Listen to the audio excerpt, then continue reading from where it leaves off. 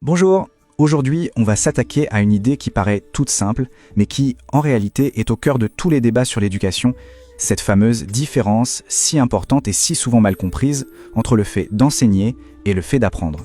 On va aller droit au but. On a tous eu ce prof, non?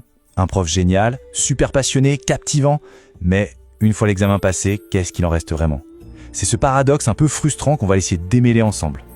Alors, le point de départ, il est simple, mais il est crucial.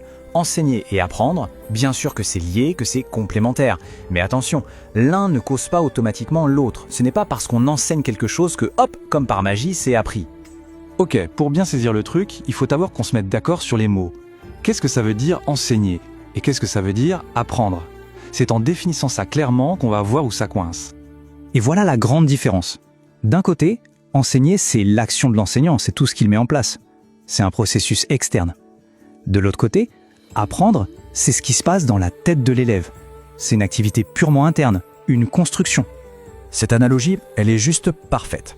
L'entraîneur, il donne la stratégie, il corrige la technique, il motive, mais le jour de la course, c'est l'athlète qui doit courir. Et bien pour l'apprentissage, c'est pareil. L'enseignant guide, mais c'est à l'apprenant de faire l'effort intellectuel. Bon, alors comment ça se passe concrètement, cette fameuse course de l'apprentissage? Pour comprendre ça, les sciences de l'éducation ont développé plusieurs théories. Et voir comment elles ont évolué, c'est vraiment très éclairant. Ce qui est fascinant, c'est de voir le changement de perspective.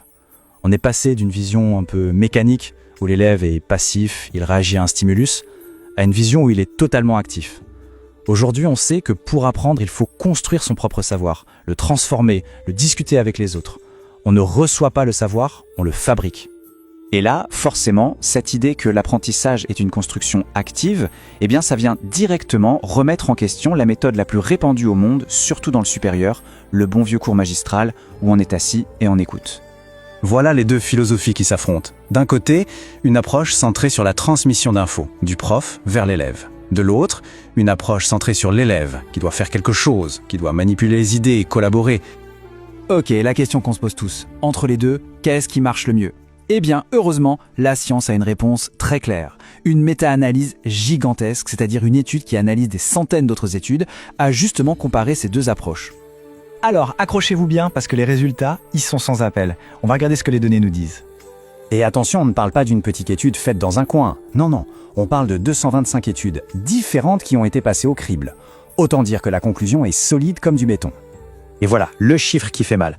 Dans un cours magistral classique, un étudiant a 1,5 fois plus de risque d'échouer que dans un cours qui utilise des méthodes actives. C'est énorme en fait. L'impact est direct et il est massif. Regardez-moi ça. Le visuel est hyper parlant. La différence entre ces deux barres, ce ne sont pas juste des stats, ce sont des parcours d'étudiants qui réussissent ou qui décrochent. Le choix de la méthode pédagogique change vraiment la donne. Et ce n'est pas tout, il ne s'agit pas juste de moins échouer, l'étude montre que l'apprentissage actif fait aussi mieux réussir. Les étudiants ont de meilleures notes et surtout, ils comprennent mieux et plus en profondeur les concepts. D'accord. Là, on a compris le pourquoi ça marche. La science a parlé. Mais alors, dans la vraie vie, ça ressemble à quoi exactement, cet apprentissage actif? Qu'est-ce qu'on fait concrètement? Eh bien, en fait, c'est tout ce qui nous fait mettre les mains dans le cambouis. Résoudre des problèmes, analyser des cas réels, débattre d'un sujet, travailler en équipe sur un projet, bref, tout ce qui nous fait passer du statut de simple spectateur à celui d'acteur de notre propre savoir. Donc si on résume, la clé de tout, le truc qui change la donne, c'est l'engagement. Toutes ces méthodes ont un point commun. Elles obligent notre cerveau à travailler, à manipuler les idées, à les tester, à les confronter.